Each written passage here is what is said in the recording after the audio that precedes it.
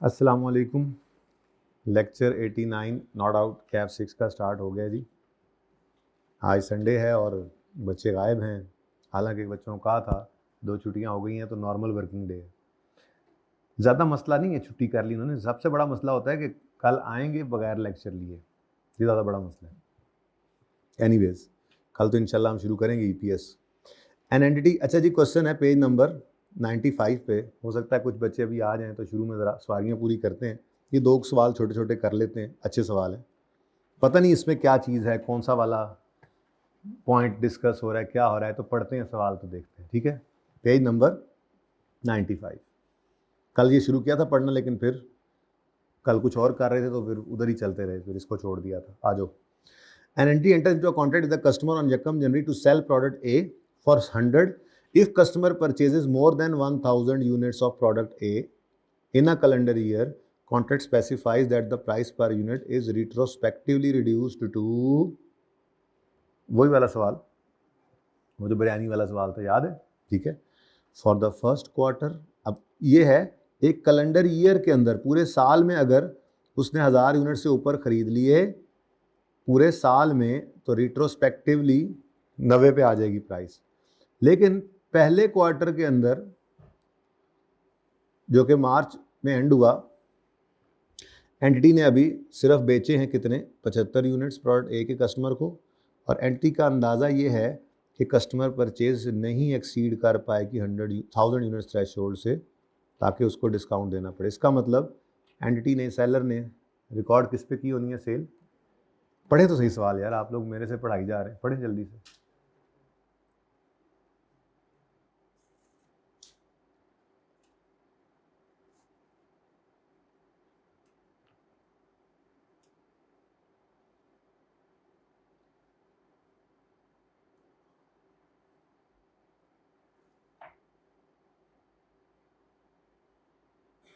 हाँ जी, पढ़ लिया।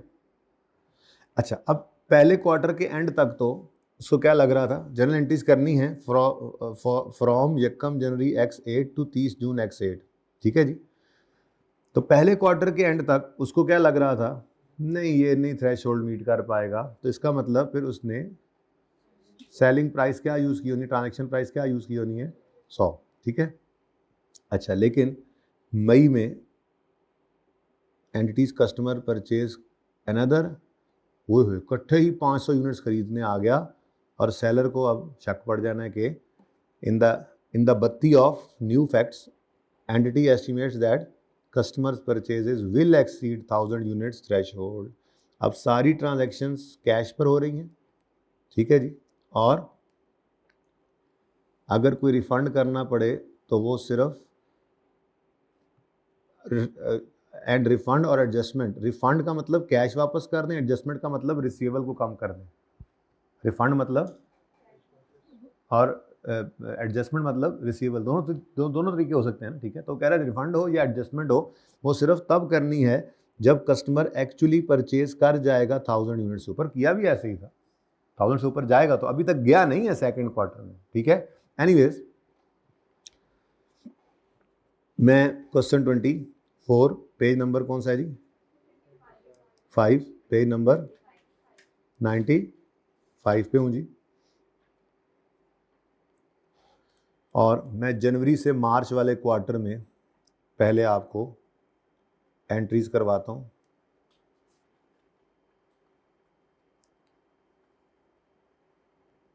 अच्छा जी, अब हाँ जी, सारी ट्रांजैक्शंस कह रहा है किस पे होती हैं जी, कैश पे। ठीक है, अब चूंकि उसको उम्मीद है कि वो नहीं आ सकेगा, तो रेवेन्यू उसने कितने में बुक करना है, तो 75 यूनिट्स इंटू ₹100, कितना, और कैश जाहिर सी बात है वो लेके कितना आया होगा। रिसीवल बुक करते तो वो 7500 पे ही करते। इसमें तो रेवेन्यू के अंदर अंदाज़ा होता है, रिसीवल के केस के अंदर तो आपको पता ही है हमने फुल अमाउंट का ही बिल बनाना होता है। तो वो बिल क्या बनाया, वो पैसे ही दे गया। ठीक है। अच्छा, उसके बाद पहला क्वार्टर ख़त्म हो गया। कॉस्ट गिवन होती तो साथ हम तो कॉस्ट की एंट्री भी करने की कोशिश करते। ठीक है।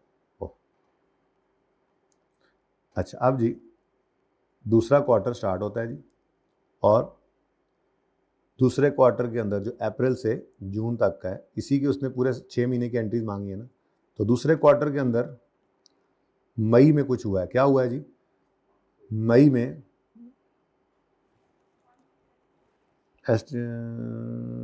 ये इन मई, पता नहीं कब, तो बस मैं सेकंड क्वार्टर के अंदर ही लूँ, मई में पता नहीं कब, ये नहीं पता, ठीक है। 500 यूनिट्स पे पहुंच गया। अभी भी वो कैश कितना पे करेगा? पूरा, ठीक है। रिसीवेबल भी होता तो पूरा, कितना जी?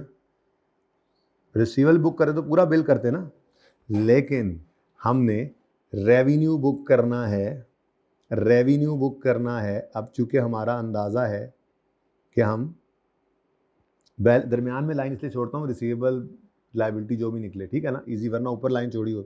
रेवेन्यू बुक करना है जी अब हमने अपने नई बत्ती के रोशनी में।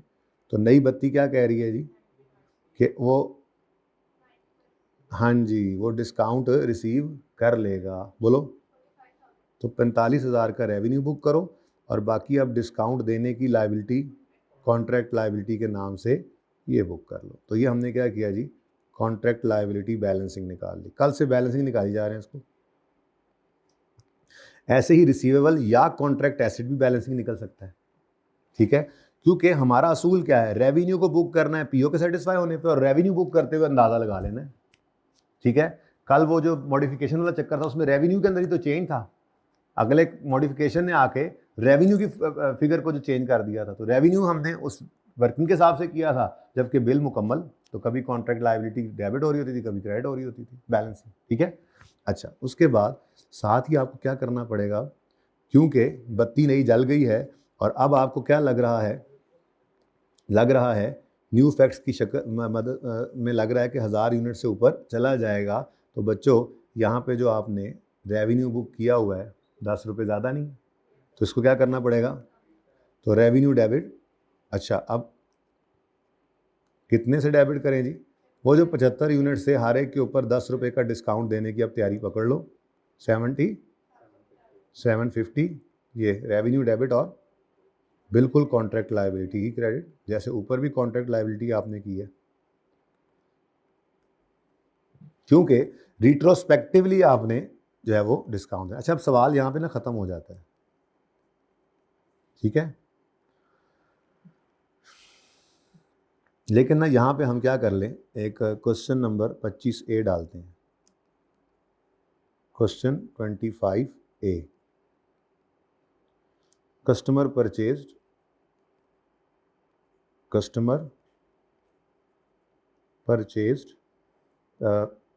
600 यूनिट्स, 570 और 600, 1000 से ऊपर चला गया ना, 600 यूनिट्स इन Q3।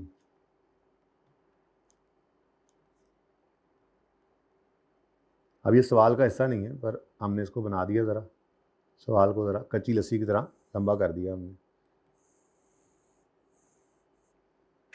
ठीक है जी। ये एडिशन हमने कर दी क्वेश्चन के अंदर। तो अब ये एडिशन इन क्वेश्चन है।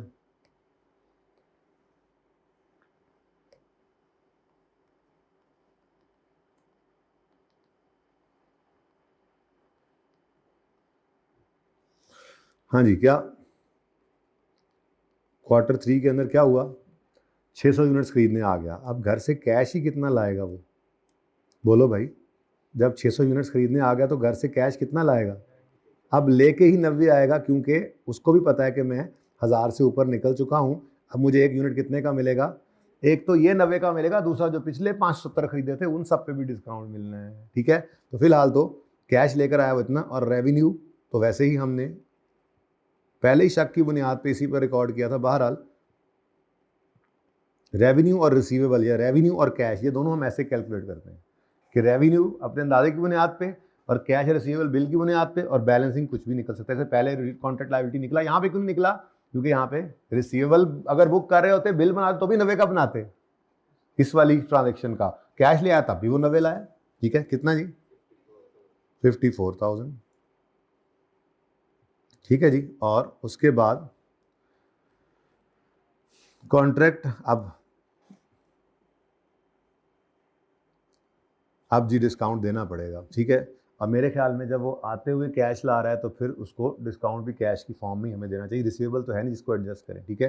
तो कॉन्ट्रैक्ट लायबिलिटी डेबिट करेंगे और कैश क्रेडिट। अब देखो कैश कितने यूनिट्स ऑलरेडी खरीद चुके थे वो पहले 570 75 575, ठीक है। और हर एक के ऊपर कितना डिस्काउंट, अब इसको हम वापस कर रहे हैं 10 रुपए के हिसाब से, कितना 5750। तो ये 5750 को आप कॉन्ट्रैक्ट लायबिलिटी में डेबिट कर दें, ठीक है जी। अच्छा वैसे ज़रा चेक तो करें, कॉन्ट्रैक्ट लायबिलिटी 5000, कॉन्ट्रैक्ट लायबिलिटी 750, तो इतने से ही क्रेडिट हुई पड़ी थी तो उससे ही डेबिट हो गई, ऐसे ही है। अच्छा एक और तरीका भी है इस एंट्री को करने का, एक और तरीका भी है। वो तरीका क्या है जी, बिल्कुल सही फरमा रहे हैं आप, यही काम ये वाली एंट्री ऐसे भी कर सकते हैं।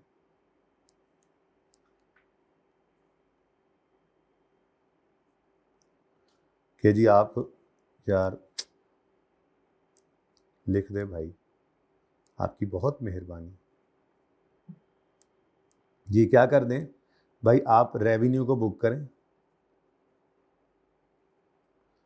बल्कि मैं ब्लू से ही एंट्री करूँगा, रेवेन्यू को बुक करें कितने पर जी, कितने यूनिट्स खरीदने आया है, 600 इंटू 90 रुपये के हिसाब से 54,000, ठीक है जी। लेकिन कैश को आप क्या कर दें भाई, कैश 600 इंटू 90 तो वो लेकर आया, लेकिन साथ ही उसने क्या कहा, इमेजिन मेरा डिस्काउंट, हमने कहा बिस्मिल्लाह ये लो 57 ये कितने थे 75 यूनिट्स इंटू 10, हम कहेंगे ये लो भैया। तो क्या बना जी, आंसर क्या आया, एक मिनट सीधा कर लेने दो फिर आपकी बात सुनता हूँ जी। 600 इंटू 90 कैश लाया और कितने, हाँ वही 75 मेरे ध्यान में आ गया, तो 575 मिस हो गया ना, 570 टच बड़ा लग गया ना असल में ऊपर, 575 यूनिट्स का 10 रुपये, ये डिस्काउंट दिया, तो क्या नेट में वो अब देगा हमें 48250, ठीक है जी। तो नेट में उसने हमें ये पकड़ाया 48250, और बाकी हमने बैलेंसिंग फिगर कहाँ डाल दी जी, कॉन्ट्रैक्ट लायबिलिटी में। कितनी आती है जी बैलेंसिंग फिगर, वही 575 आएगा, 50, ठीक है। तो ये दोनों तरीके से एंट्रीज हो सकती हैं, और ये हमने ज़रा सवाल में थोड़ा सा बरकत डाली, ठीक है। तो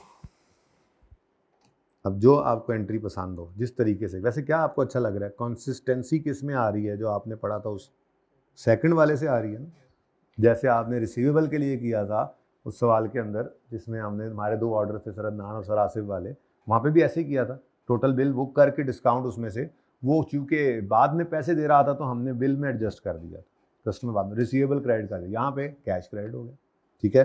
तो ठीक है जी, आपको ये पसंद आ रहा है तो ठीक है, अच्छी बात है, मैंने दोनों तरीके बता दिए आप, ठीक है जी। अगला सवाल क्या है जी, ज़रा इसको भी देखें, अगले सवाल में क्या मुसीबत है, ये क्यों मैं करवाने लगा हूँ। अब मेरे ख्याल में बच्चे यही आने, लेकिन चलो एक और सवाल करके फिर नए कॉन्सेप्ट की तरफ चलते हैं। क्वेश्चन 26 पढ़ें जी, पढ़ें इसको, पढ़ें क्या कहता है, पढ़ें।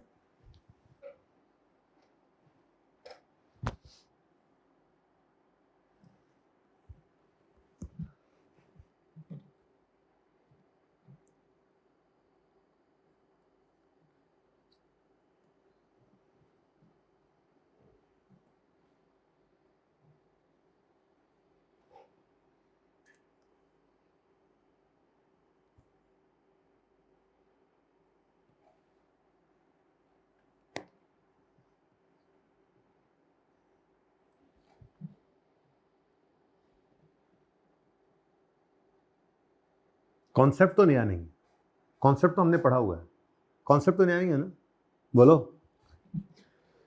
N entity sells a product to a customer for 121 on 3 October X7, जो कि पेमेंट आएगी, जिसकी पेमेंट आएगी 24 months after lapse of return period of 90 दिन। मतलब 3 अक्टूबर को हम जब चीज़ें बेचेंगे तो 90 दिन उसके पूरे होंगे जाके, 31 अक्टूबर, फिर 30 नवंबर, फिर 31 दिसंबर, या यकम जनवरी कह लें, ठीक है ना। ये 3 जान के रखा गया, तो बच्चे जिद ना करें 30 दिन को एग्जैक्ट देखें ज़रा 90 दिन बनते हैं ऐसे। 31 अक्टूबर तक 2 दिन पहले निकल गए ना, यकम और 2, 31 अक्टूबर तक, फिर 30 और फिर 31 दिसंबर के, तो एग्जैक्ट 31 दिसंबर या यकम जनवरी कह सकता हूँ। 31 दिसंबर या यकम जनवरी पे 30 दिन पूरे होने हैं, ठीक है, सही है। तो 121 की चीज़ तो बेची है, लेकिन 90 दिन का उसको टाइम दिया है कि 90 दिन में अगर तुमने वापस कर दी तो ठीक है, अगर ना की तो फिर जिस दिन ये 90 दिन पूरे होंगे यानी 31 दिसंबर, फिर उसके 2 साल में, उसके 24 महीनों के बाद तुमने क्या करना है जी, पैसे पे करने हैं, ठीक है जी। 24 मंथ्स आफ्टर लैप्स ऑफ 90 दिन, ठीक है। तो ये एक बीच में थोड़ा सा एक ग्लिच था। The product is new and entity has no relevant historical evidence of product return or other available market evidence। मतलब सारा ही लाइबिलिटी बनाना पड़ेगा, अंदाजे की बुनियाद पे। फिलिप्स वाला तजुर्बा उनको नहीं है, ठीक है, बल्कि वो हमने पास पेपर एक किया था ना, वो ब्रावो वाला, ठीक है, ब्रावो वाला, वो जिसके अंदर यही रिफंड वाला था कि पहले केस में हमने कहा था उसको एक्सपीरियंस है, दूसरे में कहा था नहीं जी ये नए हैं बिल्कुल, ये प्रोडक्ट नहीं है, हमें पता कोई नहीं, तो नहीं पता वाला काम है, लाइबिलिटी बनेगी सारी की सारी, ठीक है।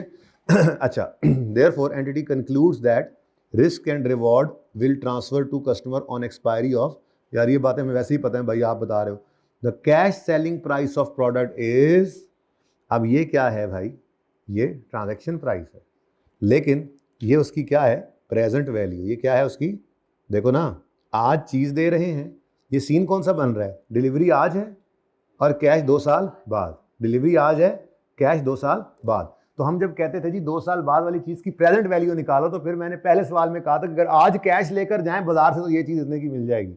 तो बेसिकली जो प्रेजेंट वैल्यू होती है वो कैश सेलिंग प्राइस ही होती है। ये फ्यूचर में अगर आप 2 साल बाद पैसे ले रहे हैं गाड़ी के, तो उसकी प्रेजेंट वैल्यू जो आज होगी वो उस गाड़ी के पैसे होंगे, तो 2 साल बाद जो आप एडिशनल ले रहे हैं वही तो इंटरेस्ट होता है। तो कैश सेलिंग प्राइस जो है वो क्या है, प्रेजेंट वैल्यू ही है, ठीक है। गुड्स की, प्रोडक्ट की आज डिलीवरी हो रही है तो उसके पैसे हैं, ये कैश सेलिंग प्राइस। यानी कोई कैश अगर लेकर आएगा तो यही प्रोडक्ट उसको कितने की मिलेगी, 100 रुपए की। लेकिन जो बंदा उधार पे ले रहा है तो उसको यही चीज कितने में मिल रही है, तो फिर आज चीज के पैसे कितने हैं, 100, और 21 क्या है उसमें, इंटरेस्ट, ठीक है। अच्छा, तो कैश सेलिंग प्राइस आ गई जी 100 रुपए। अच्छा, उसके बाद और कॉस्ट इन्वेंट्री क्या है जी, 80 रुपए कॉस्ट आ गया, तो कॉस्ट वाली एंट्री भी करेंगे। एंट्री का ईयर एंड क्या है, 31 दिसंबर, और कॉन्ट्रैक्ट में इम्प्लिसिट रेट कितना है, 10%, ठीक है। Comment on when to record revenue and prepare journal entries. तो कमेंट करें जी, कब रिकॉर्ड करेंगे रेवेन्यू, कमेंट कर दें थोड़ा सा, वैसे ही रिकॉर्ड करेंगे रेवेन्यू कब, जी हाँ, यकम जनवरी या 31 दिसंबर कह लें कि जिस दिन लैप्स हो जाएगा, हम यूँ लिखेंगे कि as there is no relevant historical evidence or available market evidence, therefore revenue will not be recorded on 3rd October, that is delivery date, and revenue and the revenue will be recorded after 90 days lapse, after 90 days return period lapse, ठीक है, that is on यकम जनवरी या 31 दिसंबर। when the goods are delivered, उस वक्त revenue record नहीं करना। हालांकि पीओ सेटिस्फाई हो रही है जब रेवेन्यू, जब तो रेवेन्यू रिकॉर्ड करना है तब। अब पीओ सेटिस्फाई हो रही है गुड्स वाली, लेकिन मसला क्या है, उस दिन रेवेन्यू बुक नहीं कर सकते। अब यहाँ पे थोड़ा सा मसला आ रहा है, अब सोचेंगे इंशाल्लाह, आप सोचेंगे इंशाल्लाह, बस कॉमन सेंस लेकर चलनी है, ठीक है। असल तो क्या है, रेवेन्यू बुक करना है जब गुड्स डिलीवर हो, लेकिन ये गुड्स डिलीवर हुई है विद राइट ऑफ रिटर्न। अब अगर तो आपको अंदाजा है कि ये नहीं वापस आएंगे, ज्यादा चांस ही है, तो फिर क्या कर लो, रेवेन्यू बुक करो। लेकिन वो कह रहा है मुझे अंदाजा ही नहीं है, तो रेवेन्यू तो आज बुक नहीं कर सकते, आज तो रिफंड लायबिलिटी बुक करनी है जब तक कि लैप्स ना हो जाए टाइम। तो फिर दूसरी तरफ क्या करना है, अब लेट्स सी, ठीक है। पर प्रॉब्लम आपको समझ आ गई है, ठीक है।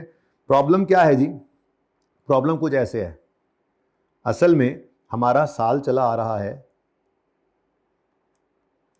ये पिछला जो है 31 दिसंबर 2000 हमारा 8 है ना, x8 है ना, तो बोलो नहीं हमारा 8 है, यकम जनवरी x8, मतलब उसने जनरल एंट्री यकम जनवरी x8 पे मांगी है ना, अच्छा सॉरी जी, तो कोई बात नहीं, यकम ठीक है, 2007 में चीज़ें डिलीवर हुई हैं ना, बस ये ठीक है ना, 31 दिसंबर 2007 है, ठीक है। और फिर यहाँ पे आएगा X8, इस तरह से आगे जाएगा X9, ठीक है। अब मामला ये है कि चीज़ें यहाँ पे डिलीवर हो रही हैं जी, यहाँ पे कहीं पे यकम अक्टूबर पे, ऐसे ही है, 2-3 जो भी है, 3 अक्टूबर कर लो, 3 अक्टूबर X7 पे। जिस दिन ये चीज़ें डिलीवर कर रहे हैं उस दिन हम अमानतन इनको चीज़ें रखवा कर आ रहे हैं, ठीक है। अब यकम 31 अक्टूबर से यकम दिसंबर तक, 31 दिसंबर तक के जो 3 महीने तक 90 दिन हैं, इन 90 दिनों का क्या करें हम, क्योंकि हमने 3 अक्टूबर पे तो कुछ करना नहीं है, रेवेन्यू तो रिकॉर्ड करना नहीं है, ठीक है। तो बहरहाल यहाँ पर गुड्स समझो डिलीवर हो रही हैं जिस दिन हमने यकम जनवरी X8 पर, जिस दिन हमें कंफर्म हो जाना है कि ये लैप्स हो गया टाइम पीरियड, अब वापस नहीं आनी, तो इस दिन हमने रेवेन्यू बुक करना है, ठीक है। अब पैसे जो हैं वो यहाँ कहीं पड़े 2 साल के बाद, ठीक है। अब 2 साल को जो लपेट के लाना है, तो इधर तक लाऊं या इधर तक लाऊं, मेरा सवाल ये है। यकम जनवरी 8 तक क्यों बेटा जी, क्यों, वजह बताएं, लॉजिक।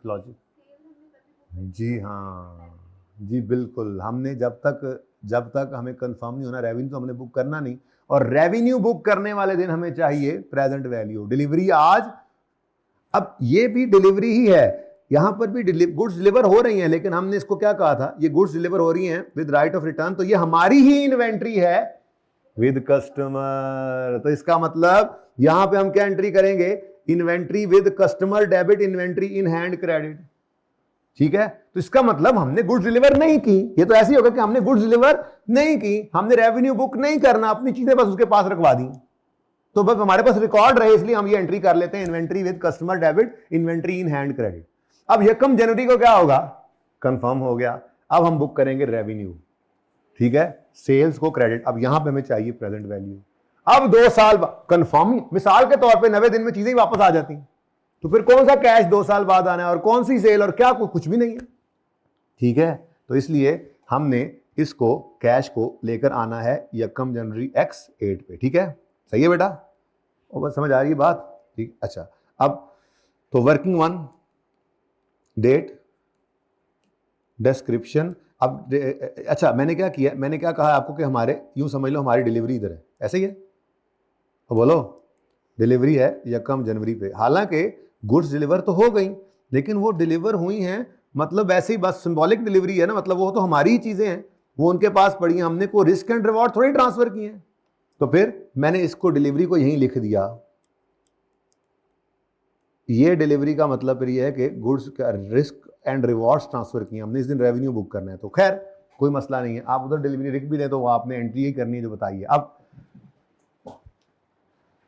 गुड्स आज डिलीवर हो रही हैं, कैश फ्यूचर में, डिलीवरी आज तो कैश फ्यूचर में, तो रेवेन्यू आज या फ्यूचर में, तो फिर रेवेन्यू को प्रेजेंट वैल्यू पे या फ्यूचर वैल्यू पे रिकॉर्ड, और सेल की फिगर तो प्रेजेंट वैल्यू पर, वो हम प्रेजेंट वैल्यू पर बुक करते होते हैं, ठीक है। तो सेल की फिगर हमने यकम जनवरी को बुक करनी है। बहरहाल अब अगर सेल आज बुक की और पैसे बाद में है तो कॉन्ट्रैक्ट लायबिलिटी या डेटर, डेटर आएगा, और फिर उसको ग्रो कराएंगे और इंटरेस्ट इनकम बुक करेंगे, ठीक है। तो डेट डिस्क्रिप्शन और डेटर। लेकिन मसला क्या है, मसला यह है कि ये कहानी शुरू कब होनी है, जिस दिन आपने क्या करना है, और सेल बुक करनी है आपने, और प्रेजेंट वैल्यू निकालनी है, कितना जी, 121 था, डिस्काउंट रेट क्या है, और 2 साल पीछे बुलाना है, -2 जी, 100। अब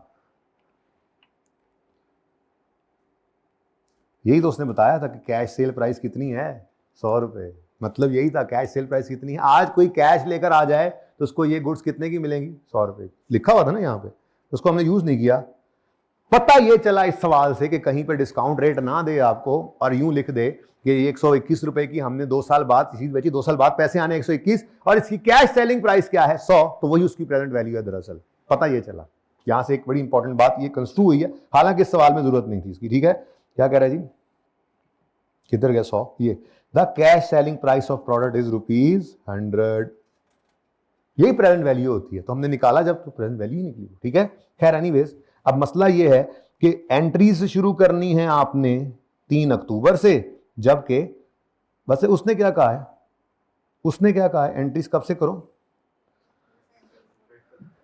उसने क्या लिखा हुआ है, comment record prepare for the contract, इसका मतलब है अब कुछ ना कुछ तो 3 अक्टूबर पे भी करना पड़ेगा। तो वो मैंने पहले ही बता दीजिए क्या करेंगे, बोलो। इन्वेंट्री ना रिफंड को, वो तो refund liability, inventory with customer debit और इन्वेंट्री इन हैंड क्रेडिट, ये वो वाली एंट्री याद आई कुछ, विद राइट ऑफ रिटर्न जो हमने चीजें भेजी थी। अब एक ही आइटम है, कॉस्ट कितनी है इसकी 80, और भाई एक ही आइटम है ना, 10 होती तो 10 से मल्टीप्लाई कर देते। ठीक है, तो इन्वेंट्री इन हैंड, हमारी प्रेमिसेस से इन्वेंट्री निकल गई, कॉस्ट कितनी है और 80। ठीक है, और ये आज अगर किसी को बेचते थे तो 100 की, लेकिन उधार बेची तो 121 की। बहरहाल अभी तो कॉस्ट, हमारे प्रेमिसेस से इन्वेंट्री निकल गई, हमारे हाथ से निकल गई और कस्टमर के पास हमारी इन्वेंट्री पड़ी है। अब ठीक है, अब कोई कहे जाए 31 दिसंबर X7, कोई कहेगा नहीं जी यकम जनवरी X8, तो दोनों ही ठीक है। ठीक है जी, इस दिन क्या होना है जी, इस दिन गुड्स डिलीवर हुए। अब इस दिन आपने, क्योंकि डिलीवरी ऑफ गुड्स होगी यानी कंफर्म हो गया ना, तो अब रेवेन्यू बुक करना है आप। ठीक है, लेकिन चूंकि पैसे 2 साल बाद आने हैं तो दूसरी तरफ, और कंडीशनल नहीं है, अनकंडीशनल राइट है, सिर्फ वक्त गुजरने का इंतजार है। रिसीवेबल डेटर ही लिख लो, चलो आपका दिल कर रहा है तो डेटर रिसीवेबल एक ही बात होती है, ठीक है ना, रिसीवेबल, लेकिन अब हमने पढ़ लिया। ठीक है, तो रिसीवेबल डेबिट, रेवेन्यू क्रेडिट कितने से, अब ये वर्किंग नंबर 1 में आपने रेफर किया 100 और आपने सेल को बुक किया प्रेजेंट वैल्यू पर। फिर अब ईयर एंड आएगा, लेकिन साथ ही दूसरी एंट्री तो कर दो, सॉरी, हाँ साथ ही दूसरी entry cost of sales, cost of revenue कह दो, अब कॉस्ट ऑफ रेवेन्यू डेबिट, और अब ये इन्वेंट्री विद कस्टमर ही पड़ी थी, वहीं पे ही खाली कर दो इसको। ठीक है ना, इन्वेंट्री विद कस्टमर, अपने पास तो वापस लाने की जरूरत नहीं है ना जी, पहले वापस लाए फिर बेचे, बस ठीक है, अपने से निकल गई थी, अब उसके पास पड़ी थी हमारी अमानत, हो गया 90 दिन क्लियर, तो आप उसी की होगी इन्वेंट्री। ठीक है, तो इन्वेंट्री विद कस्टमर क्रेडिट और कॉस्ट ऑफ सेल डेबिट। ठीक है जी, तो cost of sale, cost of revenue कितने से 80 से। तो एक छोटी सी बात थी, बहरहाल अच्छा सवाल था, ये मजा आया है ना, टेस्टी टेस्टी सवाल था। अच्छा, अब उसके बाद क्या करेंगे, 31 दिसंबर X8 पर इंटरेस्ट इनकम, डेटर ग्रो होना है ना, डेटर बढ़ना है, 100 इंटू 10% आ गया 10, और ये कैरिंग अमाउंट बन गई 110, और उसके बाद में आगे नहीं चल रहा, अब आगे आप खुद भी चल सकते हैं, पूरा कॉन्ट्रैक्ट करते रहिएगा। तो मैंने जनाब 31 दिसंबर X8 पर एंट्री पास की, debtor debit interest income credit. ठीक है जी, और उसके बाद बस अगले साल भी एक इंटरेस्ट की एंट्री होनी है और एक कैश की एंट्री हो जानी, कहानी खत्म हो जानी है। लेकिन बस काफ़ी हो गया, अब आगे आपको पता है। ठीक है ना, आगे आपने मुकम्मल कर लेना है इसको। क्वेश्चन नंबर 26, पेज नंबर, ठीक है जी, मज़े का सवाल था, लेकिन तजर्बे से साबित हुआ कि बच्चे वही थे जो आ चुके थे।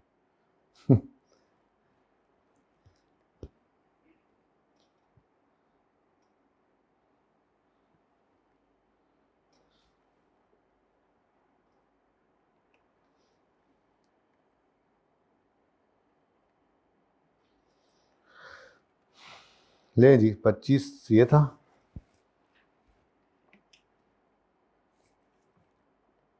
और 26 ये। कैश है जनाब 31 दिसंबर X9 पे, 2 साल बाद, 24 महीने बाद, ठीक है। वो मैंने डेट नहीं डाली थी।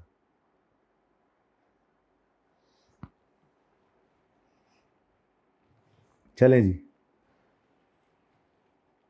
आए आप कुछ नया सीखते हैं आज। प्रेजेंटेशन हम सीख चुके हैं वैसे तो, पर पूरी बात नहीं हुई ज़रा, ठीक है। प्रेजेंटेशन क्या है? वही डेटर रिसीवेबल कॉन्ट्रैक्ट एसेट वाली बात कि अगर आपने रेवेन्यू बुक करना होता है जब पीओ सेटिस्फाई हो, ठीक है। तो रेवेन्यू तो बुक हो गया, अब आपका राइट टू रिसीव है, ठीक है। अगर तो ये अनकंडीशनल है तो क्या करोगे? रिसीवेबल, और कंडीशनल है तो कॉन्ट्रैक्ट एसेट, ठीक हो गया। पढ़ते हैं ज़रा प्रेजेंटेशन में। अगर आपने गुड्स पहले डिलीवर की हैं, यानी गुड्स डिलीवर हो गई, ठीक है। ये सबसे आखिरी पेज है, सबसे आखिरी पेज में प्रेजेंटेशन होगा आपके, ऐसे करना पड़े शायद इस चैप्टर के अंदर सबसे एंड पे, ऐसे ऐसे कर लें आप, ऐसे, ठीक है। लेकिन इसको छोड़ें, फिलहाल इधर देख तो लें। अगर आपने गुड्स पहले डिलीवर की हैं तो रेवेन्यू तो रिकॉर्ड करना है क्योंकि गुड्स डिलीवर हो गई, लेकिन पैसे अभी नहीं आए तो राइट टू रिसीव है। अब राइट टू रिसीव एस्टैब्लिश हो गया जब आपने गुड्स डिलीवर की, पीओ सेटिस्फाई की, रेवेन्यू बुक कर लिया। अगर ये राइट टू रिसीव अनकंडीशनल है तो फिर रिसीवेबल बुक करो। अगर ये राइट टू रिसीव, अब ये छोटी छोटी बातें रहेगी और स्टेप 2 हमारा रहता है, अभी पढ़ना है उसको भी, ठीक है ना। ये छोटी मोटी बातें बस रहती हैं इसमें। अच्छा, तो अनकंडीशनल राइट एस्टैब्लिश हुआ है तो क्या रिकॉर्ड कर लो? रिसीवेबल और फिर रेवेन्यू क्रेडिट। और अगर कंडीशनल राइट एस्टैब्लिश हुआ है तो फिर क्या करो? आप कॉन्ट्रैक्ट एसेट डेबिट करके रेवेन्यू क्रेडिट कर लो, ठीक है। अब रिसीवेबल के लिए मैंने क्या कहा था जी? वाहिद शर्त क्या रह गई हुई है? वक्त गुजरना, और कुछ नहीं है। जबकि कॉन्ट्रैक्ट एसेट के केस में क्या होता है? हम वेट कर रहे होते हैं किसी कंडीशन के सेटिस्फाई होने का। ये फर्क याद है? अच्छा, अब एग्जाम्पल 1 और 2 मैंने करवाई थी सबसे पहले दिन आपको। पहले एग्जाम्पल 1 थी जहां पे प्रेजेंटेशन, अब मैं पेज ओपन करूं जाके या आप मुझे बता देंगे? अब दिल में, इनकी दिल की आवाज है, खुद ही ओपन करो, हम क्यों बताएं।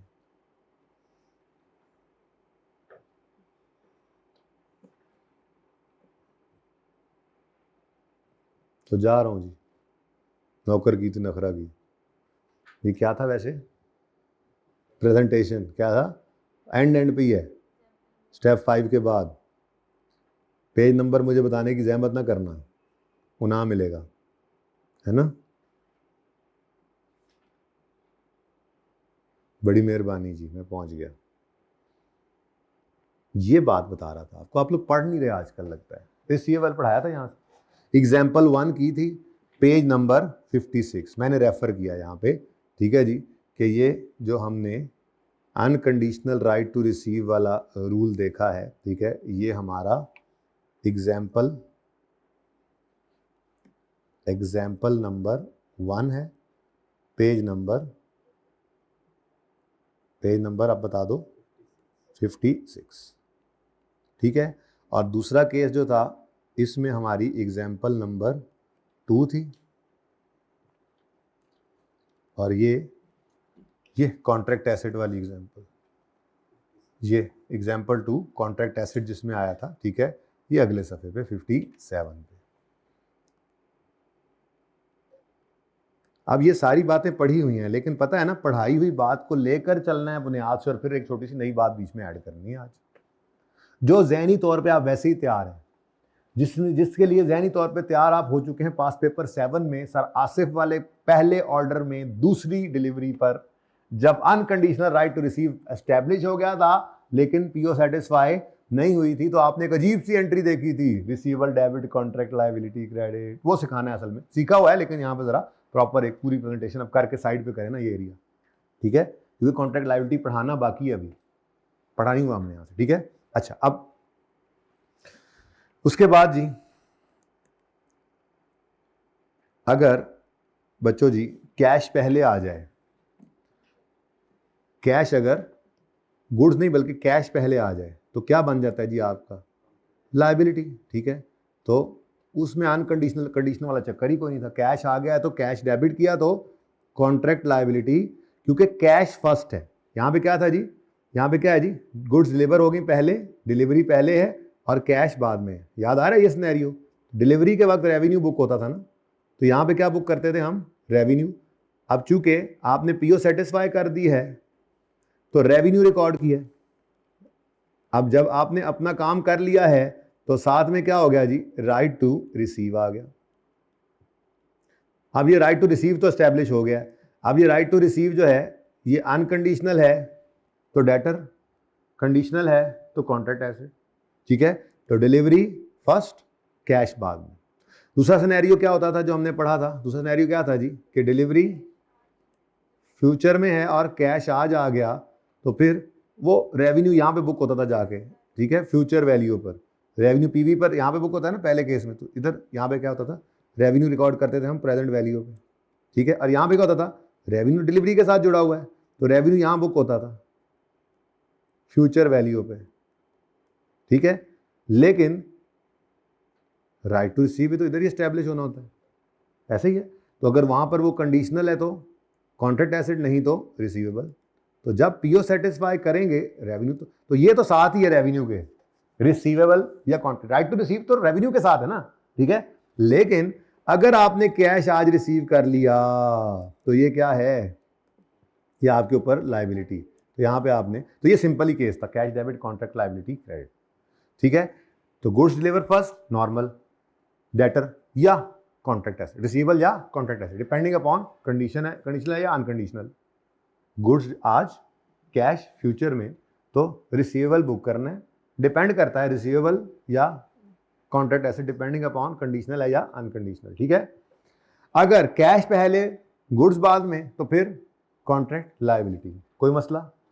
तीसरा केस, क्या ऐसा भी हो सकता है कि ना कैश हो ना डिलीवरी हो, ना कैश आया ना गुड्स डिलीवर हुई, लेकिन unconditional right to receive establish हो जाए? क्या ऐसा हो सकता है? हो सकता है। अभी मैंने कोई और एग्जांपल बनाता हूँ, वो अलग होगी। एक तो आपके पास पहले से मौजूद है, ठीक है। हाँ लिखो, पास पेपर हो सकता है। और यहाँ पे क्या रेफर किया आपने, पास पेपर 7 का पार्ट ए है। देखो जरा जाके देखो शब्द, वो थर्सडे एंटरप्राइज था I think. Order 1 sir Asif वाला, ऑर्डर 2 याद करो ज़रा, रेफर कर दो मुझे। पास पेपर 7 ही है ना वो, है उसका पॉइंट ए है और उसमें कौन सा ऑर्डर है, सेकंड ऑर्डर। ये आपको रेफर इसलिए किया कि जहां कोई चीज़ पढ़ी हुई हो, पता हो ना, सेकंड ऑर्डर में ऐसा ही हुआ था, ठीक है। उसमें भी था, ठीक है जी, बिल्कुल उसमें भी था। प्लस एक और बच्चे ने बताया जी कि पास पेपर यही तीर ऐसे भी करें, ठीक है। और एक और बताएं जी, इनको बच्चों को बता दें आज के ये सारी चीज़ें पढ़ी हुई आप फिर पढ़ रहे हैं, टाइम वेस्ट कर रहा है उस्ताद आज आप लोगों का, बस और कुछ नहीं कर रहा, ठीक है जी। बता दें बच्चों को आज मैंने IFRS 15 मुका देना और आपको लग रहा है टाइम वेस्ट कर रहा हूँ। पास पेपर 13 मेरे एक बच्चे ने बताया मुझे, और दाल दल कच्चे ने क्या बताया, कौन सा पार्ट 1 ऐसे, ठीक है। और इसमें कोई आगे ऑर्डर तो नहीं था पहला दूसरा, ठीक है। इसमें सिर्फ उन्होंने कहा था कि जैसे ही पहली डिलीवरी होगी अनकंडीशनल राइट टू रिसीव, अब no cash no delivery, no cash no delivery, लेकिन अनकंडीशनल राइट एस्टैब्लिश हो गया था, ठीक है। लेकिन मैं पास पेपर 13 को इसलिए नहीं कर रहा बीच में, बाय द वे थोड़ा सा शक पड़ सकता है कि आप कहें जी एक डिलीवरी तो हो चुकी है, हालांकि हमने पूरे 500 यूनिट्स का, पूरे 50 यूनिट्स की कॉन्ट्रैक्ट लायबिलिटी बनाई थी, तो 25 के लिए वो ठीक है बात, 25 के लिए ठीक है, तो लिखना चाहें तो लिख लें। लेकिन no cash no delivery purely जो है ना, वो पास पेपर 7 का ए है, ठीक है।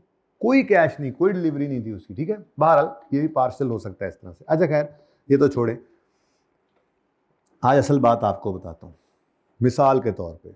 अब यहाँ पे हम मिसाल बनाते हैं। तो क्या नाम है तुम्हारा, मुजम्मिल नहीं, उसका क्या नाम है तुम्हारा, देखो ना सोया हुआ था, अब जगाया मुजम्मिल। वैसे क्या मैंने आपको ही था, लेकिन साथ ही मेरी नज़र पड़ गई उस पर, मैंने कहा आराम कर रहा है बच्चा। समझ आ रही है कि नींद आ रही है? अच्छा लो भाई, मुजम्मिल भाई जो है ना,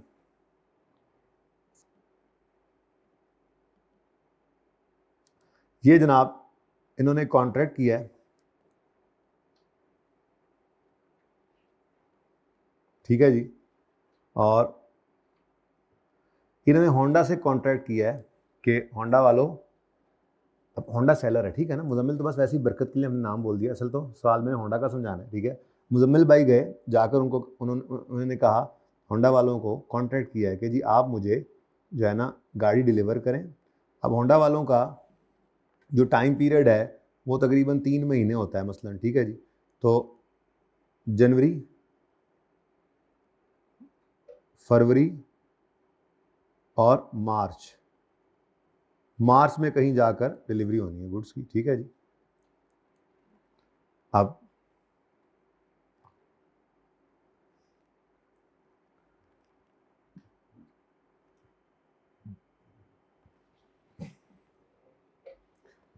होंडा ने कहा जिस दिन कॉन्ट्रैक्ट हो रहा है ना उसी दिन उन्होंने कहा कि हमारा एक राइट है अनकंडीशनल। होंडा है, अब ये सवाल खुद बताएगा, आपको नहीं पता लगेगा, सवाल खुद बताएगा। आपने 2 सवाल किए हैं, उन दोनों सवालों में उसने बताया था, 7 में भी 13 में भी, क्या अनकंडीशनल राइट स्टेप। तो ऐसे ही सवाल बताएगा, आपको ख्वाब थोड़ी आ जाने, ठीक है। तो सवाल ने क्या लिखा हुआ है, Honda has unconditional right, Honda has unconditional right to receive cash, right to receive cash. और ये मैंने किस दिन की बात की है, ये मैंने कॉन्ट्रैक्ट के दिन की बात की है, ठीक है बेटा। ज़रा राइटिंग ज़रा बड़ी होगी, बहरहाल ये बात किस दिन की हो रही है जी, कॉन्ट्रैक्ट, जिस दिन कॉन्ट्रैक्ट हुआ उसी दिन होंडा ने लिखवा लिया उसमें कि जिस दिन कोई भी, उसने लिखा हुआ है जिस दिन कोई कॉन्ट्रैक्ट करेगा उसी दिन हमारा unconditional right to receive establish हो जाएगा। अब मेरा सवाल ये है कि कोई कैश नहीं है और कोई डिलीवरी भी नहीं है, नो कैश नो डिलीवरी, ऐसा ही है, क्योंकि गुड्स जाकर डिलीवर होनी है। मसलन मार्च को भी छोड़ो, गुड्स फरवरी में डिलीवर करा देते हैं, अच्छा बनाते हैं ज़रा और सवाल को, और मार्च में मुजम्मिल भाई पैसे दे देंगे, उधार पे ले, हमें होंडा वालों से गाड़ी उधार पे ले, बड़ी गाल है भाई, लूट लिया भाई मुजम्मिल भाई आपने तो मेला है जी, उनसे उधार पे ले आए गाड़ी, ठीक है।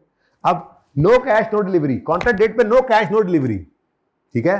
तो कॉन्ट्रैक्ट डेट के ऊपर खड़े होकर मैं कोई एंट्री कर सकता हूं, मेरा सवाल है।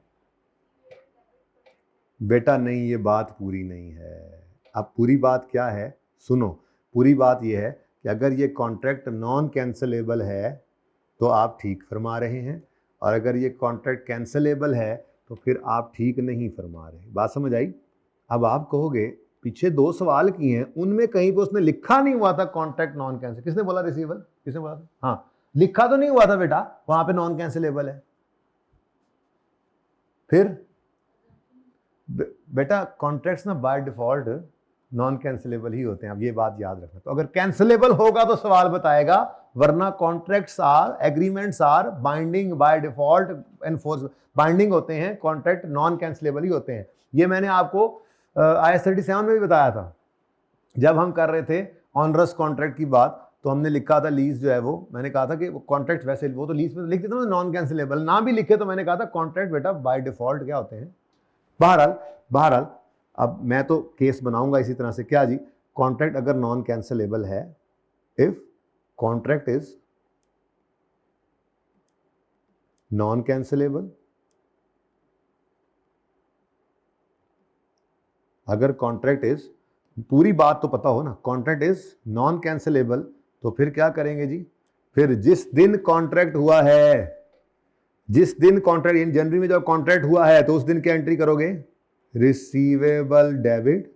अब चूंकि गुड्स तो डिलीवर हुई नहीं, तो फिर कॉन्ट्रैक्ट लायबिलिटी क्रेडिट। ये वो कॉन्ट्रैक्ट, ये वो एंट्री थी जो आपने की थी पास पेपर 7 में भी सेकंड ऑर्डर के लिए, और पास पेपर 13 में भी, रोम्बस आई थिंक सवाल का नाम था, ऐसा ही है, सही है। फिर जब गुड्स डिलीवर करेगा, अब ये किसने एंट्री की है रिसीवेबल की, सेलर ने, होंडा ने, ठीक है। No cash no delivery, but still receivable is recorded because Honda's unconditional right to receive establish हो जाता है, और कॉन्ट्रैक्ट भी नॉन कैंसिलेबल है। पूरी बात ये है स्टैंडर्ड की। अब जब सेलर डिलीवर करेगा गुड्स तो क्या एंट्री करेगा? कॉन्ट्रैक्ट लायबिलिटी डेबिट करके वेरी गुड रेवेन्यू क्रेडिट कर देगा। ठीक है जी, रेवेन्यू कर देगा क्रेडिट। ठीक है जी। और जब मुजम्मिल भाई कैश पे करेंगे तो वो एंट्री करेगा कैश डेबिट, और रिसीवेबल तो पहले से ही उसने रिकॉर्ड किया हुआ था तो रिसीवेबल क्रेडिट कर देगा। कोई मसला? लेकिन मेरे बच्चों अगर तो कॉन्ट्रैक्ट कैंसलेबल हुआ ना, ये अब आपको छेड़ने के लिए ऐसी शरारत कर सकता है ना। 2 सवालों में हर जगह पे टेस्ट कर लिया उसने पहले क्या जी कि अनकंडीशनल राइट एस्टैब्लिश हो जाता है, और आपको वो एंट्री करवा ली उसने पास पेपर 7 में भी और 13 में भी, और इस दफ़ा आपको पर्चे के अंदर सवाल में लिख देता है अनकंडीशनल राइट एस्टैब्लिश हो जाता है डिलीवरी डेट पर, एग्रीमेंट डेट पर, लेकिन साथ ही छोटी सी लाइन आगे डाल देता है कॉन्ट्रैक्ट कैंसिलेबल है। अब छोटी सी बात है, ध्यान रखना है, ठीक है। अगर कॉन्ट्रैक्ट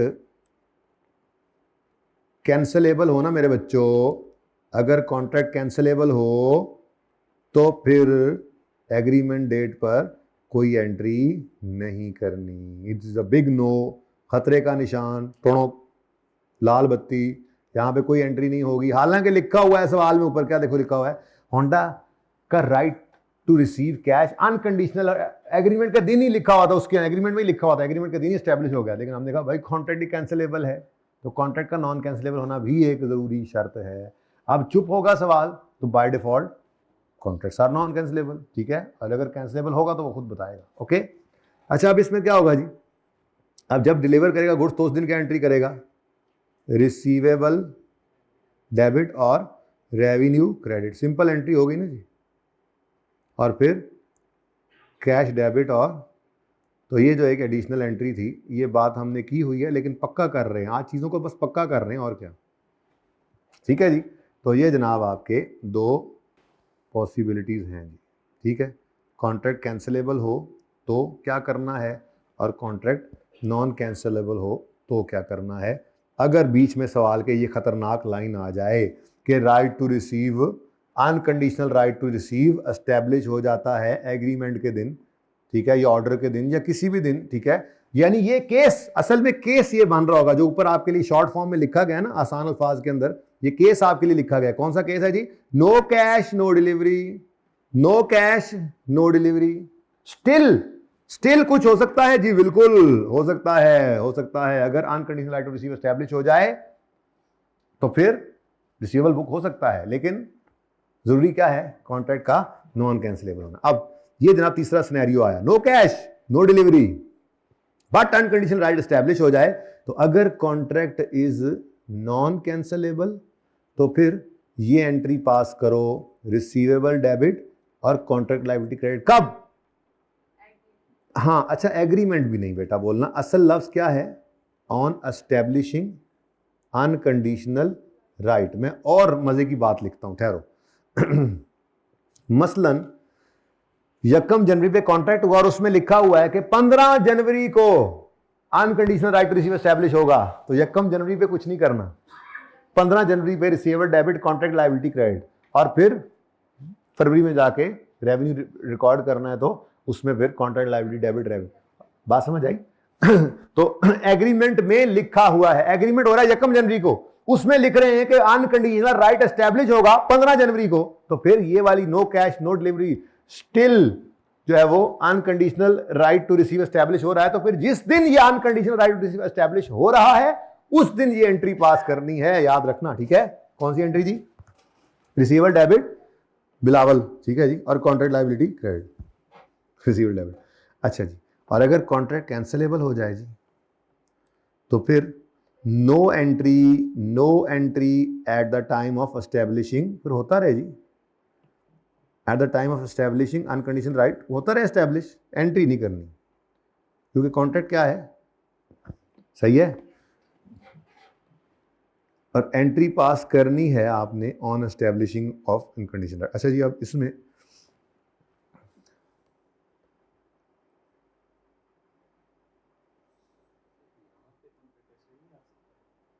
नेवर, कॉन्ट्रैक्ट लायबिलिटी सिर्फ रिसीवेबल के अगेंस्ट आ सकती है, कॉन्ट्रैक्ट लायबिलिटी और कॉन्ट्रैक्ट एसेट कभी भी एक साथ नहीं आ सकते। याद रखना ये बात, हो ही नहीं सकता। आप कहो जी कॉन्ट्रैक्ट एसेट कॉन्ट्रैक्ट लायबिलिटी, नहीं, ठीक है। अनकंडीशनल राइट एस्टैब्लिश होना है तो रिसीवेबल ने आना है। अब रेवेन्यू है, कैश भी नहीं है, गुड्स भी नहीं डिलीवर हुई, तो दूसरी तरफ फिर क्या हो सकता है, अनकंडीशनल राइट होगा तो लायबिलिटी बन सकती है, कॉन्ट्रैक्ट लायबिलिटी, और अनकंडीशनल राइट का मतलब रिसीवेबल होता है, कॉन्ट्रैक्ट एसेट होता ही नहीं। इसलिए कभी भी ऐसा नहीं होगा जैसा आप सोच रहे हैं, हो ही नहीं सकता, ठीक है, लिखेंगे वहां जाके अभी, ओके। अच्छा, अब इसके साथ ना जी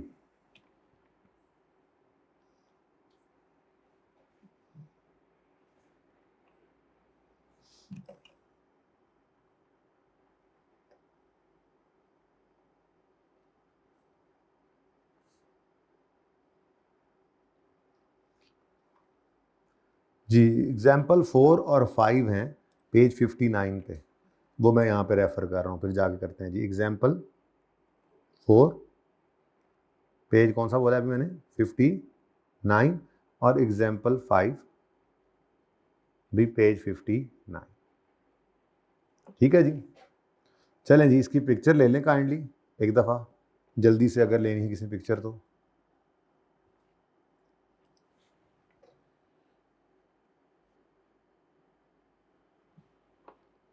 उसके बाद ये मैंने कुछ रेफर की हैं चीज़ें, ये सिचुएशन वैसे अगर बनाई जाए इसी तरह की जैसे पीछे मैंने दोनों बनाई हैं, तो ये सिचुएशन कुछ ऐसी बन रही है।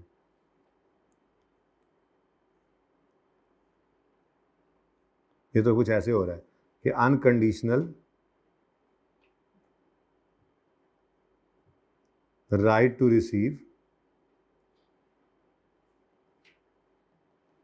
पहले एस्टेब्लिश हो गया, गुड्स बाद में, कैश उसके भी बाद में।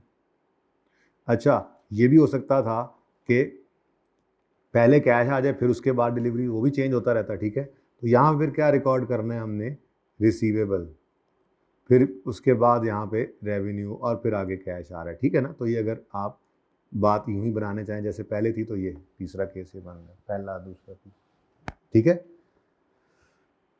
अच्छा, चलें जी, अब आ जाए, आए तस्वीर।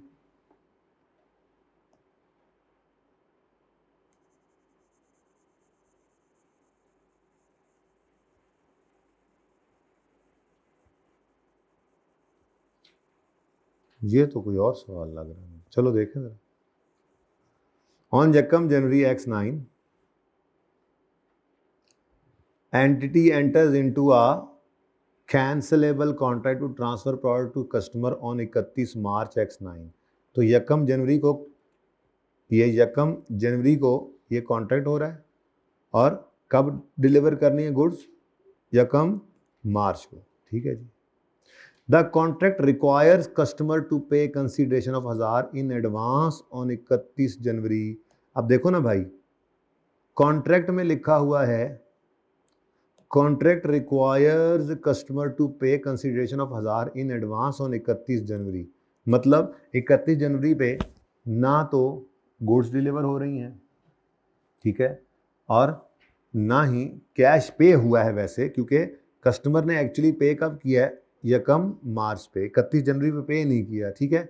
एनीवेज, मसला क्या है समझ आया अब, कि कॉन्ट्रैक्ट में लिखा हुआ है कि भाई 31 जनवरी को आप 1000 रुपये एडवांस पे करोगे, और फिर 31 मार्च पे आपको चीज़ें डिलीवर करेंगे, लेकिन उसने जाके यकम मार्च को पे किया है, तो इसका मतलब अब एक इवेंट बन रहा है 31 जनवरी, जब ये लिखा हुआ है कॉन्ट्रैक्ट रिक्वायर कर रहा है कस्टमर को कि वो पे करे 1000 एडवांस में, ये क्या है, रिसीवेबल, ठीक है। एक इवेंट ये बन रहा है रिसीवेबल, यानी कि अनकंडीशनल राइट एस्टैब्लिश होता नजर आ रहा है इस दिन, और दूसरा क्या है जी, एक्चुअल में जिस दिन वो पे कर रहा है, और तीसरा फिर इवेंट हो रहा है जी,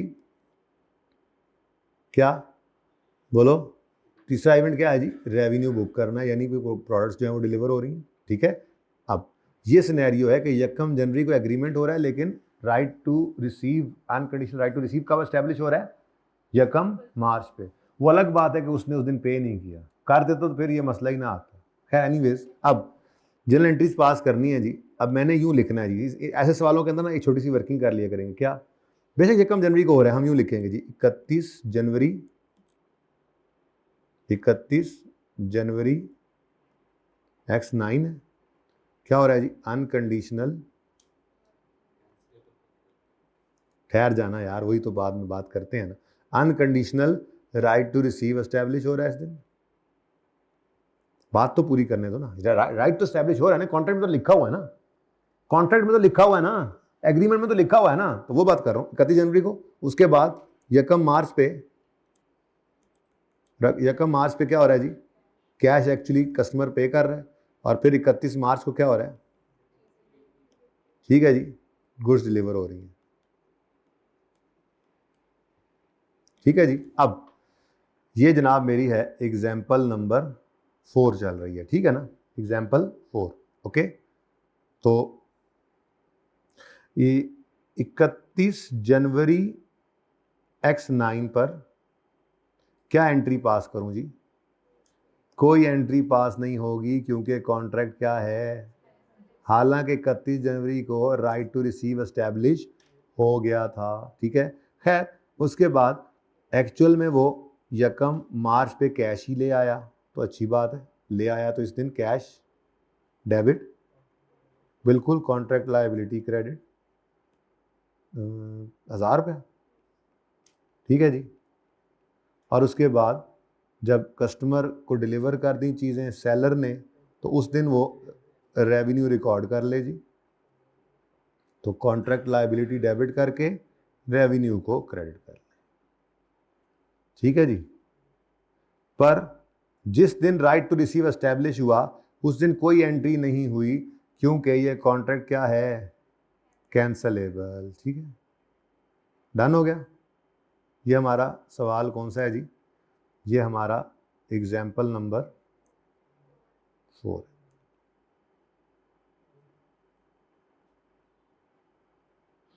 ठीक है जी। कोई मसला, सॉल्यूशन आपके पास हुआ पड़ा है।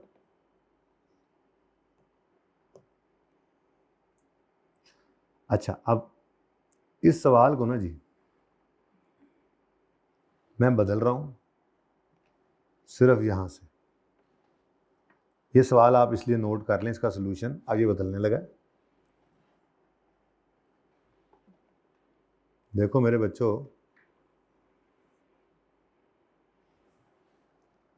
मसला क्या है ये देखो, यहां पे क्या है, नो कैश नो डिलीवरी, क्या है जी, नो कैश नो डिलीवरी, लेकिन unconditional right to receive establish हो गया, ठीक है, ये मसला है ना, ठीक है। तो हमने कहा जी हम कर लेते कॉन्ट्रैक्ट एसेट बुक कर लेते, वो रिसीवेबल बुक कर लेते, सॉरी, लेकिन मसला क्या है, कॉन्ट्रैक्ट इज कैंसलेबल, तो इसलिए जिस दिन ये राइट टू रिसीव एस्टैब्लिश हो रहा है उस दिन कुछ मत करें, ठीक है, कोई मसला। अब सवाल बदलने लगा जी, सवाल के अंदर सिर्फ मैंने क्या चेंज कर दिया, इस कैंसलेबल को काट कर मैंने कर दिया नॉन कैंसलेबल। अब जैसे ही ये मामला हुआ बिल्कुल एकदम से सवाल में ये चेंज आ गई, नंबर 1, जी हाँ, रिसीवेबल डेबिट, क्योंकि 31 जनवरी को unconditional right to receive establish हो गया है, ठीक है, तो रिसीवेबल डेबिट, लेकिन चूंकि अभी तक गुड्स डिलीवर नहीं की तो कॉन्ट्रैक्ट लायबिलिटी क्रेडिट, कितने से जी, 1000 से, ठीक है।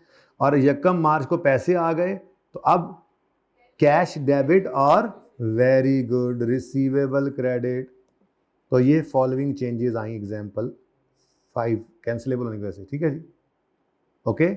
और फिर कॉन्ट्रैक्ट लायबिलिटी डेबिट और रेवेन्यू क्रेडिट, ठीक है जी। तो ये बात उम्मीद है अब आपको समझ आ ही गई होगी, सवेर दे लगे हैं तू, ठीक है।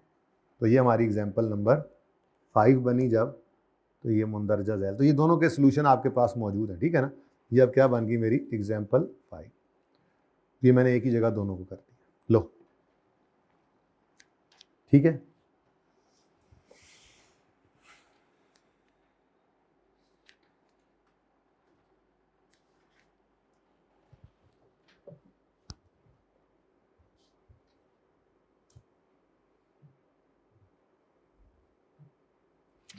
चलें चलें हम थोड़ा सा कॉन्सेप्ट और कर लें, ये समझ में आ गई बात।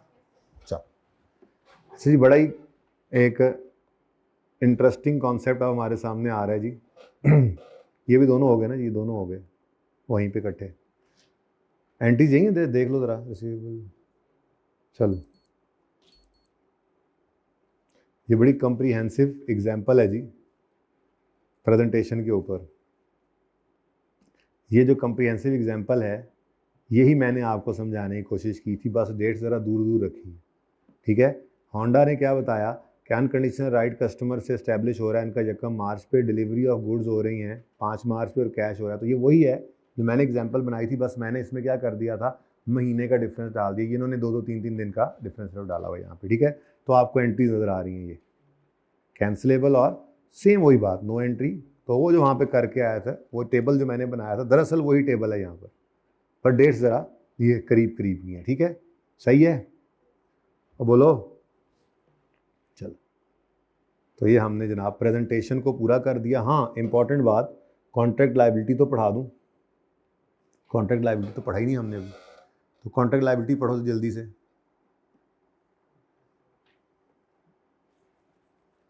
A contract might require, a contract might require, देखो इससे ऊपर क्या था वो हम पढ़ के आ चुके हैं, क्या रिसीवेबल। ये सारी बातें ये प्रेजेंटेशन की चल रही हैं, वो सारी बातें अगली पढ़ा दी हैं। ये सारी बातें, ये लर्निंग आउटकम 8 मुकम्मल है अब हमारा। ठीक है, इसके पीछे लगा हुआ था मैं, पहले मैंने ये पढ़ाया आपको रिसीवेबल क्या होता है। ठीक है, फिर हमने देखा था कॉन्ट्रैक्ट एसेट क्या होता है। ठीक है जी, और उसके बाद आज हम देख रहे हैं कॉन्ट्रैक्ट लायबिलिटी को। कहता है a contract might require payment in advance और allow supplier a right to an amount of consideration that is conditional unconditional that is receivable before it's transfer goods और सर्विसेज टू कस्टमर। तो यही तो बात कर रहे हैं। ठीक है, कॉन्ट्रैक्ट में कभी कभी ऐसा होता है कि एडवांस मांग लेते हैं, तो आप रिसीवेबल बुक कर रहे हैं। ठीक है, receivable before might require advance. ठीक है जी, तो एडवांस पहले ले लिया और allow supplier a right to an amount. अब अगर तो एडवांस ले लिया है, पैसे आ गए हैं, तो cash debit, contract liability credit.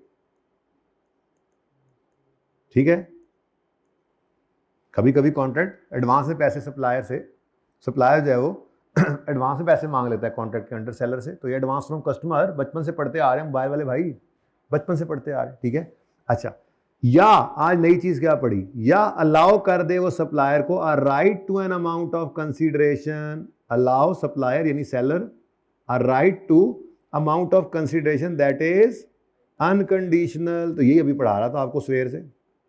ठीक है, तो दूसरा क्या है, और के बाद ये क्या है जी, ये क्या है जी, रिसीवेबल डेबिट अनकंडीशनल राइट। और दूसरी तरफ क्या है जी, क्योंकि बिफोर उसने गुड्स या सर्विसेज, अभी पैसे गुड्स डिलीवर नहीं की, सर्विसेज रेंडर नहीं की, कैश अभी वैसे नहीं आया, लेकिन राइट टू रिसीव, यहां कैश आ गया था और यहां क्या है, राइट टू रिसीव कैश आ गया। यही कहा क्या आ रहा हूं। ठीक है, तो उस सूरत में क्या कह रहा है, in these cases supplier presents the contract as a contract liability when the payment is made और payment is due. Payment is made और payment is due whichever is early, का मतलब ये है कि अगर मिसाल के तौर पे पहले रिसीवेबल आ गया और फिर बाद में कैश आया तो आप एंट्री करोगे रिसीवेबल डेबिट। ठीक है, और कॉन्ट्रैक्ट लायबिलिटी क्रेडिट। और अगर पहले कैश ही आ गया तो फिर रिसीवेबल का बुक करना, फिर आप कैश बुक करके कॉन्ट्रैक्ट लायबिलिटी क्रेडिट कर लोगे। वो ऊपर दोनों बातें आ गई। ठीक है ना, और सही है। The contract liability is supplier's obligation to transfer good services to a customer for which it has received consideration from the customer. Receive कर ली है या रिसीवेबल रिकॉर्ड कर लिया है, दोनों तरफ आना कॉन्ट्रैक्ट लायबिलिटी ने इसके अगेंस्ट। ठीक है, IFRS 15 allows the alternative description में भी यूज कॉन्ट्रैक्ट। वो अच्छा, वो कह रहा है कि कॉन्ट्रैक्ट लायबिलिटी की बजाय एडवांस फ्रॉम कस्टमर यूज कर लो, अनअर्न्ड रेवेन्यू यूज कर लो, मेरी तरफ से इजाजत है, लेकिन हम कॉन्ट्रैक्ट लायबिलिटी यूज करते हैं। अब हम क्या आदत पड़ गई हमें। ठीक है, बार बार यही लिखा होता है। तो ठीक है, तो एग्जाम्पल नंबर 3 आप कर लीजिएगा। अब इसमें क्या बताना आपको, ठीक है जी, कर लोगे ना। ठीक है, अब ये सारी बातें हमने यहाँ तक कर ली, यहाँ तक ये कंप्रिहेंसिव एग्जाम्पल देखी, तो ये सारी डिस्कशन लर्निंग ऑब्जेक्टिव 8 खत्म हो गया, ठीक है। लेकिन इसमें स्टार्ट वाला जो है ये अभी पढ़ना बाकी है, ठीक है। This section explains how a contract are presented in financial position, यानी डेबिट साइड की लड़ाई थी ये सारी। क्रेडिट तो रेवेन्यू उससे पहले पढ़ लिया था कि जब पीओ सेटिस्फाई होगी तो रेवेन्यू रिकॉर्ड होगा, उसकी तो बहस खत्म हो गई थी ना।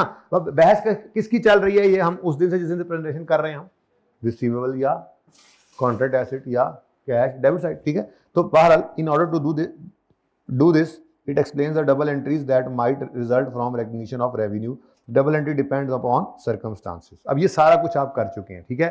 तो कैश 100 का आज आ गया है और गुड्स बाद में आनी है, तो cash debit, contract liability credit, फिर contract liability debit.